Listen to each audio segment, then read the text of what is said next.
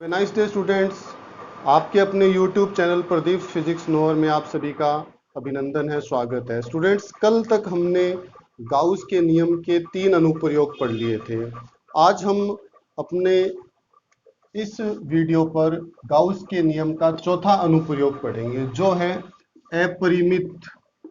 अपरिमित का मतलब है इनफाइनाइट, अनंत। अपरिमित आवेशित चालक पट्टिका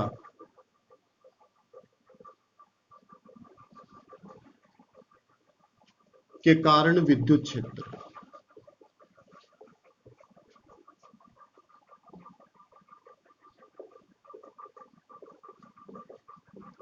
ये अपना आज का टॉपिक रहेगा बेटा। गाउस के नियम से अपरिमित आवेशित चालक पट्टिका के कारण जो विद्युत क्षेत्र है उसको हमें ज्ञात करना है।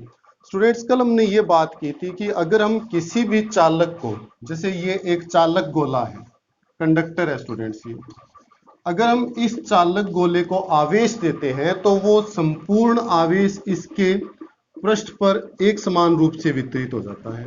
किसी भी चालक को दिया गया आवेश उसके पृष्ठ पर एक समान रूप से वितरित होता है, कल हमने बात की थी। जबकि इसके अंदर जो आवेश है वो जीरो होगा, इसके अंदर कोई आवेश नहीं मानते हैं। और जब हम किसी अचालक या कुचालक या विद्युत रोधी या पराविद्युत गोले को आवेश देते हैं तो वो आवेश इसके संपूर्ण आयतन में एक समान रूप से वितरित हो जाता है। ये दो चीजें हमने कल पढ़ी थी स्टूडेंट्स। चालक के लिए अंदर आवेश जीरो होता है, उसकी सतह पर आवेश होता है, जबकि अचालक के संपूर्ण आयतन में दिया गया आवेश एक समान रूप से वितरित हो जाता है। तो आज हम जो पढ़ेंगे वो क्या है स्टूडेंट्स? आज है अपने पास एक चालक पट्टिका। कल हमने बात की थी एक अचालक परत की। चालक पट्टिका की बात करते हैं स्टूडेंट्स। अपरिमित है मतलब अनंत लंबाई की एक चालक पट्टिका है जिसको हम आवेश देंगे। जो बाहर से आवेश दिया जाएगा वो संपूर्ण आवेश इसके पृष्ठ पर एक समान रूप से वितरित हो जाएगा। इस प्रकार से मैंने इसको दर्शाया स्टूडेंट्स। ये इसकी मोटाई को दर्शा रहा है। ये जो पार्ट है वो चालक पट्टिका की मोटाई को दर्शा रहा है और ये इनफाइनाइट लंबाई की है, अपरिमित है।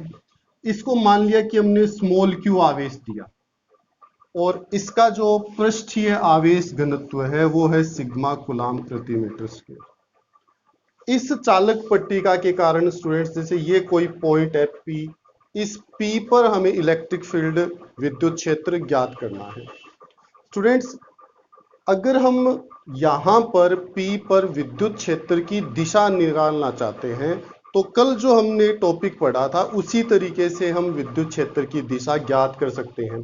जैसे इसको हम एक परत मान लेते हैं, इस हिस्से को, तो इस हिस्से पर अल्पांश लेंगे, दोनों अल्पांशों के कारण यहाँ विद्युत क्षेत्र होगा, उसको घटकों में वियोजित करेंगे।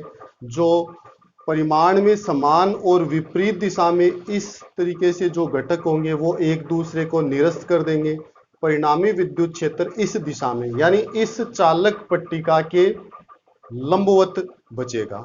यानी जिस प्रकार एक अचालक परत के कारण विद्युत क्षेत्र हमने कल पढ़ा था कि परत के लंबवत होता है और सब जगह उसके आसपास जितने भी बिंदु हैं उन सभी बिंदुओं पर विद्युत क्षेत्र एक समान होता है। कल हमने ये पढ़ा था, E sigma upon 2 epsilon not उसकी वैल्यू आई थी। तो यहां पर भी विद्युत क्षेत्र की दिशा यही होगी स्टूडेंट्स, इस चालक पट्टिका के लंबवत, जिसको मैंने n कैप नाम दिया है। अब हम विद्युत क्षेत्र के परिमाण की बात करते हैं स्टूडेंट्स। तो विद्युत क्षेत्र का जब हमें परिमाण ज्ञात करना है गाउस के नियम से, तो अपना पहला काम यही होता है कि हम एक काल्पनिक बंद पृष्ठ की कल्पना करेंगे और बिंदु P जो है वो उस काल्पनिक बंद पृष्ठ के ऊपर होना चाहिए, उसकी सतह पर होना चाहिए। तो यहां पर मैंने एक काल्पनिक बंद पृष्ठ लिया है स्टूडेंट्स, ये लीजिए, एक बेलनाकार काल्पनिक बंद पृष्ठ मैंने ले लिया। पर इसको जो लिया गया है उसका लेने का तरीका इस प्रकार से है कि वो गाउसियन पृष्ठ आधा तो पट्टिका के अंदर है जबकि आधा भाग उसका पट्टिका से बाहर है। इस गाउसियन पृष्ठ को हम तीन पृष्ठों S1, S2 और S3 से मिलकर बना हुआ मान सकते हैं स्टूडेंट्स। S1 और S2 जो है वो वृत्ताकार भाग है बेलन के, जबकि S3 जो है वो इसका वक्र पृष्ठ है। अब इस गाउसियन पृष्ठ से निर्गत कुल फ्लक्स हम दो तरीकों से ज्ञात करेंगे, दोनों को कंपेयर करेंगे, तुलना करेंगे तो अपने पास विद्युत क्षेत्र आ जाएगा।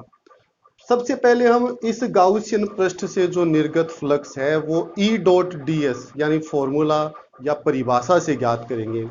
तो इस संपूर्ण गाउसियन पृष्ठ से निर्गत फ्लक्स फाई को मैंने लिख दिया S1 से निर्गत प्लस S2 से निर्गत प्लस S3 से निर्गत फ्लक्स। इन तीनों पृष्ठों से निर्गत फ्लक्स जो है उसका कुल मान ही इस गाउसियन पृष्ठ से निर्गत फ्लक्स होगा। अब हम S1 से निर्गत यानी कि इस बेलन का जो ये अनुप्रस्थ काट है इससे निर्गत फ्लक्स निकालना चाहते हैं स्टूडेंट। तो मैंने यहां पर एक ds अल्पांश लिया स्टूडेंट, यहां पर मैंने एक dl अल्पांश लिया है। तो ds की जो डायरेक्शन है वो ये होगी, ये ds क्षेत्रफल की दिशा है और विद्युत क्षेत्र इस पट्टिका के लंबवत यानी कि ds की ही दिशा में होगा। ये विद्युत क्षेत्र की डायरेक्शन होगी स्टूडेंट। अब S2 पर एक अल्पांश लिया हमने, ये ds क्षेत्रफल अल्पांश है, इसकी डायरेक्शन इसके लंबवत यानी कि इस तरफ होगी ds की डायरेक्शन। स्टूडेंट्स इसके अंदर कोई आवेश नहीं है, चालक को दिया गया आवेश उसके पृष्ठ पर एक समान रूप से फैल जाता है। इसके अंदर आवेश नहीं है, इसलिए यहां पर विद्युत क्षेत्र का जो मान है वो 0 होगा। किसी चालक के अंदर जब तक हम उसको किसी भी बाहरी स्रोत से नहीं जोड़ते हैं और आवेशित कर देते हैं तब तक उसके अंदर विद्युत क्षेत्र 0 होगा। S3 से निर्गत फ्लक्स ज्ञात करना है स्टूडेंट, तो यहां पर मैंने एक ds क्षेत्रफल अल्पांश लिया और इसकी जो डायरेक्शन है वो ये होगी और इस पर E की जो डायरेक्शन है वो ये होगी स्टूडेंट, क्योंकि E जो है वो पट्टिका के लंबवत है। तो मैंने S1, S2 और S3 तीनों पृष्ठों पर एक ds अल्पांश ले लिया, ds की दिशा दर्शाई है और विद्युत क्षेत्र की दिशा भी दर्शाई है। अब फाई लिख रहा हूं स्टूडेंट S1 के लिए E डॉट ds, ये लीजिए, और संपूर्ण S1 के लिए तो इंटीग्रेशन और यहां पदाक्षर लगा दिया S1। ये चीज दर्शाती है बंद पृष्ठ को। ये S1 से निर्गत कुल फ्लक्स हो गया। इसी प्रकार S2 से निर्गत कुल फ्लक्स E डॉट ds और इसी प्रकार S3 से निर्गत कुल फ्लक्स E डॉट ds। ये लीजिए स्टूडेंट्स, इस प्रकार हमने तीनों पृष्ठों से, जो गाउसियन पृष्ठ के तीन भाग थे, तीनों से निर्गत फ्लक्स ज्ञात करके जोड़ लगा दिया तो इस गाउसियन पृष्ठ से निर्गत कुल फ्लक्स आ गया। अब हम इसको हल करते हैं आगे, तो फाई की वैल्यू कितनी हो जाएगी स्टूडेंट? S1 के लिए होगा E ds। देखिए स्टूडेंट्स, S1 पृष्ठ के लिए E और ds जो है वो सेम डायरेक्शन में है, दोनों एक ही दिशा में है। इसका मतलब इनके बीच कोण 0 होगा, इसलिए E डॉट ds को हम लिखेंगे E ds cos ऑफ 0। समझ गए स्टूडेंट, क्योंकि E और ds दोनों समान दिशा में है। इसी प्रकार S2 की हम बात करते हैं, E ds cos ऑफ 0, क्योंकि यहां पर भी अगर हम देखें तो ds की डायरेक्शन ये स्टूडेंट और E की जो डायरेक्शन होगी वो ये होगी, मतलब इसी दिशा में ds है और इसी दिशा में विद्युत क्षेत्र है। तो यहां पर भी मैंने लिख दिया E ds cos ऑफ 0। समझ गए स्टूडेंट? प्लस यहां मैं लिख रहा हूं S3 के लिए E ds cos ऑफ 90। ये स्टूडेंट्स, ये हमने यहां पर तीनों S1, S2 और S3 के लिए E ds को, E डॉट ds को सोल्व करके लिख दिया। अब देखिए स्टूडेंट, cos 90 की जो वैल्यू है वो 0, तो ये जो पद है वो 0 हो गया। ये पद भी जीरो हो जाएगा स्टूडेंट। ये पद जीरो होने का कारण क्या होगा, क्योंकि S2 जो है वो गाउसियन पृष्ठ का हिस्सा दोनों पट्टिकाओं के बीच में है, और दोनों परतों के बीच यानी पट्टिका के अंदर जो है विद्युत क्षेत्र का जो मान है वो जीरो है। समझ गए ना मेरी बात को। यहां S2 जो है वो चालक पट्टिका के भीतर है और भीतर विद्युत क्षेत्र जीरो होता है, इसलिए ये पद और ये जो पद है वो दोनों शून्य हो जाएंगे। अब कौन बचा स्टूडेंट, देखिए फाई बराबर ई को मैंने बाहर किया, इंटीग्रेशन S1 और ds को अंदर रखा, और cos जीरो की जो वैल्यू है वो 1 हो गई। ये दोनों पद जीरो हो गए। इसके जीरो होने का कारण था कि E और ds परस्पर लंबवत है। इसके जीरो होने का कारण क्या है कि वो S2 जो है वो पट्टिका के बीच में है, और पट्टिका के बीच के भाग में विद्युत क्षेत्र जीरो होगा, क्योंकि किसी भी चालक को जब आवेश देंगे तो आवेश उसके पृष्ठ पर एक समान रूप से फैल जाएगा। ds कौन है, ds यानी इंटीग्रेशन ds मतलब इस पूरे का क्षेत्रफल, यानी कि इस गाउसियन पृष्ठ, बेलनाकार जो गाउसियन पृष्ठ है उसका अनुप्रस्थ काट। इंटीग्रेशन ds का अर्थ क्या होगा स्टूडेंट, वो हो जाएगा es। ये लीजिए समीकरण नंबर 1।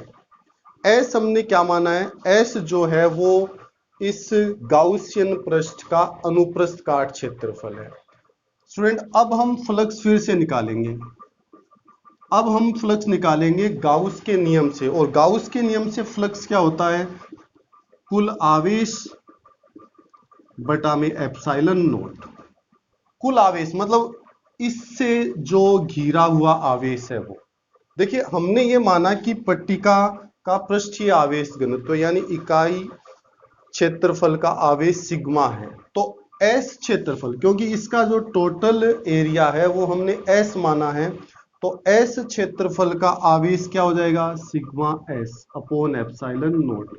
ये समीकरण नंबर 2 आ गई। 1 और 2 की तुलना करते हैं स्टूडेंट, कंपेयर करते हैं इनको, तो लेफ्ट दोनों की इक्वल है 1 और 2 की, तो हम राइट को बराबर लिख सकते हैं, तब अपने पास ES बराबर आ जाएगा sigma S upon epsilon not. तो E बराबर आ जाएगा सिग्मा अपॉन एप्सिलॉन नॉट।